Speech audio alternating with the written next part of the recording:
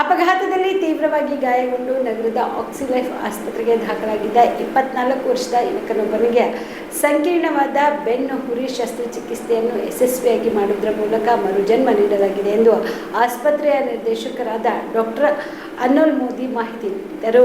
ಕಲಬುರಗಿ ನಗರದ ಆಕ್ಸಿಲೈಫ್ multi speciality ಆಸ್ಪತ್ರೆಯಲ್ಲಿ ಬುಧವಾರ ಕರೆದ ಸುದ್ದಿಗೋಷ್ಠಿಯನ್ನು ಉದ್ದೇಶಿಸಿ ಮಾತನಾಡಿದ ಅವರು, ಅತ್ಯಂತ ಗಂಭೀರವಾದ ಗಾಯದೊಂದಿಗೆ ರೋಗಿಗೆ ಆಸ್ಪತ್ರೆಗೆ ಸೇರಿಸಲಾಗಿತ್ತು. ಈ ವೇಳೆಯಲ್ಲಿ ತಲೆಗೆ ಪೆಟ್ಟು, ಶ್ವಾಸಕೋಶದಲ್ಲಿ ಸೋಂಕು ಹಾಗೂ ಮುಖ್ಯವಾಗಿ ಬೆನ್ನು ಹುರಿಗೆ ಗಂಭೀರ ಗಾಯವಾಗಿತ್ತು. ಮನೆಯವರ ಒಪ್ಪಿಗೆ ಪಡೆದು ಸಂಕೀರ್ಣ ಶಸ್ತ್ರಚಿಕಿತ್ಸೆ ಮಾಡಿ ರೋಗಿಯನ್ನು ಉಳಿಸಲಾಗಿದೆ ಎಂದು ತಿಳಿಸಿದರು. Road traffic accident, and because of the road traffic accident he had grievous injury to the spinal cord as well as to the spine. He was continuously monitored and treated at our hospital, and he was in ICU for more than 1 month, and we did complex and very tough surgery, spine surgery on him by Dr. Nishan Jaji, and he was continuously under the treatment of Dr. Sumesh and all the other doctors and staff. So all the staff of Oxley Hospital have treated him well, have taken care of him very nicely, all the other staff including the nursing staff. So we are very much thankful to all the staff and everyone. Now the patient is absolutely fine, free of symptoms.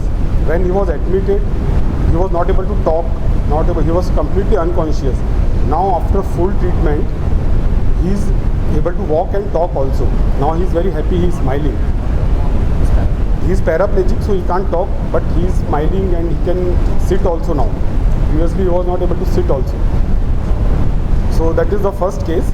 And second case, what we treated was a girl, 14-year-old girl. She was bitten by a snake. So after the snake bite, she went completely unresponsive, unconscious.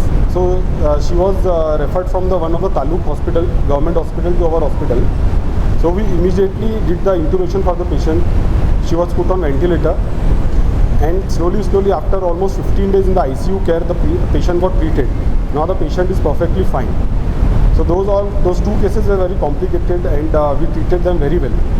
So I would like to thank all the support staff, doctors of Oxley Hospitals, including the management, for successfully treating 2 major cases.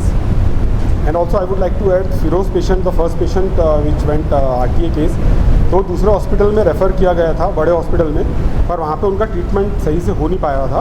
तो हमारे hospital में हमने उनको लिया और हमने उनको पूरी जिम्मेदारी ली पेशेंट की, और उसको अच्छी तरीके से हमने ट्रीट किया.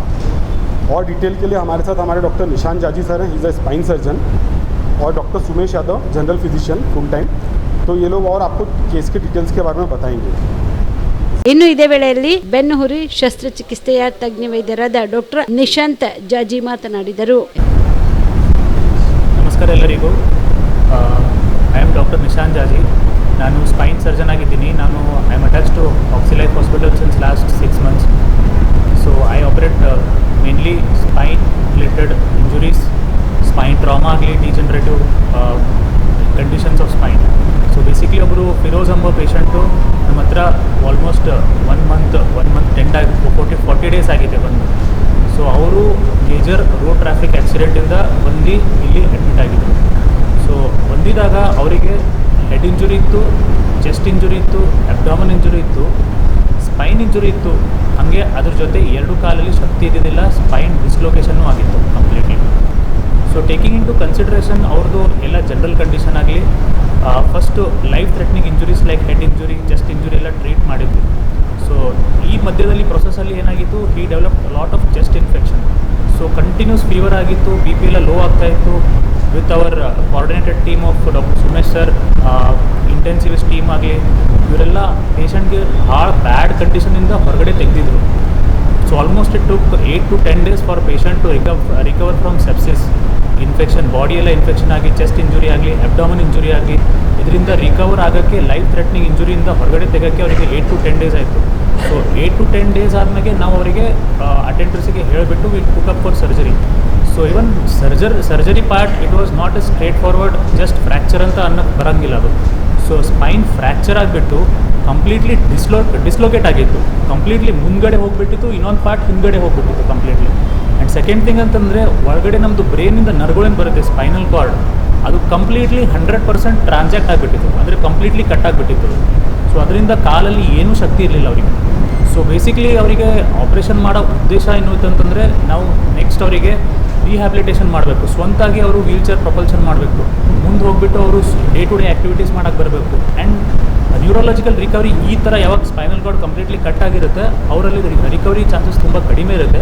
ಬಟ್ ಅವರಿಗೆ ಹೇಳಿಬಿಟ್ಟು ನಾವು ಸರ್ಜರಿ ಮಾಡಿದ್ವಿ. Post surgery again he was in serious condition ಇತ್ತು. But with our coordinated coordination of our intensivist, general physician, general surgeon, ಎಲ್ಲ ಟೀಮ್ ಆಫ್ ಡಾಕ್ಟರ್ಸ್ ನಮ್ಮ ಹತ್ರ ಇರ್ತಾರೆ. ಎಲ್ಲರೂ ಕೋಆರ್ಡಿನೇಟ್ ಮಾಡಿ ಟೀಮ್ ಎಫರ್ಟ್ ಹಾಕಿಬಿಟ್ಟು ನಾವು ಡಾಕ್ಟರ್ಸ್ ಟು ಡಾಕ್ಟರ್ಸ್ ಡಿಸ್ಕಸ್ ಮಾಡಿ ಆ ಪೇಷಂಟ್ಗೆ ಬೆಸ್ಟ್ ಕೊಟ್ಬಿಟ್ಟು we got the patient out of danger. So ನಾವು ಹಿ ಈಸ್ ಓಕೆ ನಾವು. ಸೊ ನಮ್ಮದು ಸರ್ಜರಿ ಆದ ತಕ್ಷಣ ಇಲ್ಲೇ ನಮ್ಮದು ರೆಸ್ಪಾನ್ಸಿಬಿಲಿಟಿ ಎಂಡ್ ಆಗಲ್ಲ. ಓಕೆ, ನಾವು there is a big thing of rehabilitation. So ಪೇಷಂಟ್ಗೆ ನಾವು ಸ್ವಂತಾಗಿ ಆ್ಯಕ್ಟಿವಿಟಿ ಮಾಡೋಕ್ಕೆ, ಸ್ವಂತ ಡೇ ಟು ಡೇ ಆ್ಯಕ್ಟಿವಿಟಿ ಮಾಡೋಕ್ಕೆ, ಅವ್ರ ಡೇ ಟು ಡೇ ಲೈಫ್ ಮಾಡೋಕ್ಕೆ ಈಗ ಅವ್ರ ಕಾಲಲ್ಲಿ ಶಕ್ತಿ ಇರೋಂಗಿಲ್ಲ. ಬಟ್ ಅದಕ್ಕೆ ನಾವು ಆಕ್ಯುಪೇಷನ್ ಅವ್ರಿಗೆ ಯಾವ ಥರದ ಆಕ್ಯುಪೇಷನ್ ಅವರಿಗೆ ನಾವು ಇದು ಮಾಡಬೇಕು ಅದೆಲ್ಲನೂ ನಾವೆಲ್ಲ will take care of all those things. So it is a long way to go. But definitely ಇದು ತುಂಬ ಒಂದು ಸೀರಿಯಸ್ ಪೇಷಂಟ್ ಆಗಿತ್ತು. ಆ್ಯಂಡ್ ಈ ಥರ ಸೀರಿಯಸ್ ಪೇಷಂಟು ಹೊರಗಡೆ ಥರದ್ದು it was one of the challenging things for our hospital. ವಯಸ್ಸು he was 24 years old.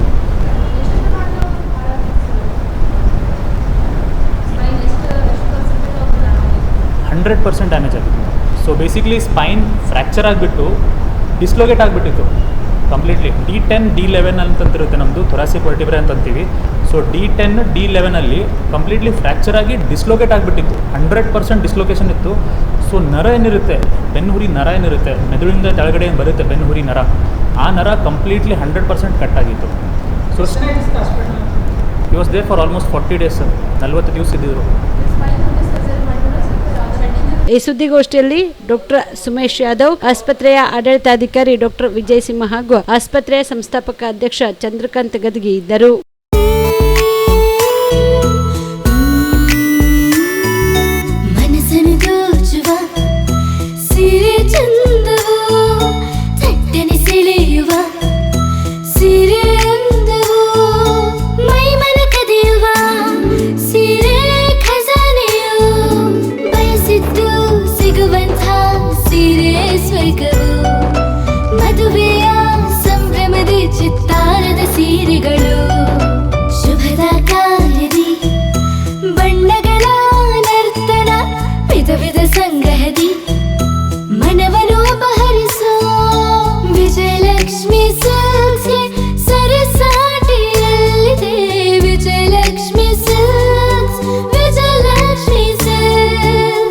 Gulbarga ಜಿಲ್ಲೆಯಲ್ಲಿಯೇ ಮಹಿಳೆಯರ ಮತ್ತು ಮಕ್ಕಳ ವಸ್ತ್ರಗಳ ಏಕೈಕ ಅತಿ ದೊಡ್ಡ showroom Vijayalakshmi silks, city centre mall, super market road, Gulbarga. Dasara Deepavali ಹಬ್ಬಕ್ಕೆ ಬಟ್ಟೆಗಳು ಎಲ್ಲಿ ಖರೀದಿ ಮಾಡಬೇಕು ಅಂತ ಯೋಚನೆ ಮಾಡ್ತಾ ಇದ್ದೀರಾ? ಹಾಗಾದ್ರೆ ಚಿಂತೆ ಯಾಕೆ? ಮಿರಾ ಮೆನ್ಸ್ ಅವೆನ್ಯೂ ಬಟ್ಟೆ ಶೋರೂಮ್ ನಲ್ಲಿ ಪುರುಷರಿಗಾಗಿ ಹೊಸ ಲುಕ್ ನ ಬಟ್ಟೆ ಬಂದಿದೆ. ಹಬ್ಬಕ್ಕೆ ವಿಶೇಷವಾಗಿ 100ಕ್ಕೂ ಅಧಿಕ ಬಣ್ಣಗಳ ಕುರ್ತಾ ಸೇರಿದಂತೆ ಹೊಸ ಡಿಸೈನ್ ಉಳ್ಳ ಬಟ್ಟೆಗಳು ಇವೆ. ತಡ ಯಾಕೆ? ಬಟ್ಟೆ ಖರೀದಿಗೆ ಹಿಂದೆ ಬನ್ನಿ. ನಿಮ್ಮ ಕಲಬುರಗಿಯ ಮಿರಾ ಮೆನ್ಸ್ ಅವೆನ್ಯೂಗೆ. ನಿಮ್ಮ ಮನೆಯಲ್ಲಿ ಮದುವೆ ಇದೆಯಾ? ಮದುಮಗ ಸೇರಿದಂತೆ ಸಂಬಂಧಿಕರಿಗೆ, ಸ್ನೇಹಿತರಿಗೆ ಬಟ್ಟೆ ಖರೀದಿ ಮಾಡೋದಿದೆಯಾ? 10 ಅಂಗಡಿಗೆ ಹೋಗಿ ಬಟ್ಟೆ ಹುಡುಕುವ ಬದಲು ಎಲ್ಲಾ ರೀತಿಯ ಹಬ್ಬಗಳ, ಮದುವೆ, ಶುಭ ಸಮಾರಂಭ ಸೇರಿದಂತೆ ಎಲ್ಲಾ ರೀತಿಯ ಬಟ್ಟೆಗಳು ಇದೀಗ ಒಂದೇ ಸೂರಿನಡಿಯಲ್ಲಿ ಕಲ್ಪಿಸಿದ್ದಾರೆ. ಹಾಗಾದ್ರೆ ಚಿಂತೆ ಬಿಡಿ. ನಿಮ್ಮ ಕಲಬುರಗಿಯಲ್ಲಿ ಮಿರಾ ಮೆನ್ಸ್ ಅವೆನ್ಯೂ ಪುರುಷರ ಬಟ್ಟೆಗಳಿರುವ ಬೃಹತ್ ಶೋರೂಮ್ ಪ್ರಾರಂಭಿಸಿದ್ದಾರೆ. ಇಲ್ಲಿ Manyavar, Blackberry, Jack and Jones, Rare Rabbit, Spykar, Indian Terrain, Arrow, Mufti, US Polo ಸೇರಿದಂತೆ ಎಲ್ಲ ರೀತಿಯ ಬ್ರಾಂಡೆಡ್ ಬಟ್ಟೆಗಳು ಇಲ್ಲಿ ಲಭ್ಯ. ಇನ್ನೊಂದು ವಿಶೇಷ ಏನೆಂದ್ರೆ ಮದುಮಗನಿಗೆ ಹಾಗೂ ಸಂಬಂಧಿಕರಿಗೆ ಮದುವೆಗೆ ಬೇಕಾದ ಎಲ್ಲ ರೀತಿಯ ಬಟ್ಟೆ, ಸೂಟ್, ಶೇರ್ವಾನಿ, ಜೋಧ್ಪುರಿ, ಬ್ಲೇಸರ್, ಪೇಟಾ, ಶೂಸ್ ಸೇರಿದಂತೆ ಎಲ್ಲ ರೀತಿಯ ವಸ್ತುಗಳು ಇಲ್ಲಿ ರಿಯಾಯಿತಿ ದರದಲ್ಲಿ ಲಭ್ಯ.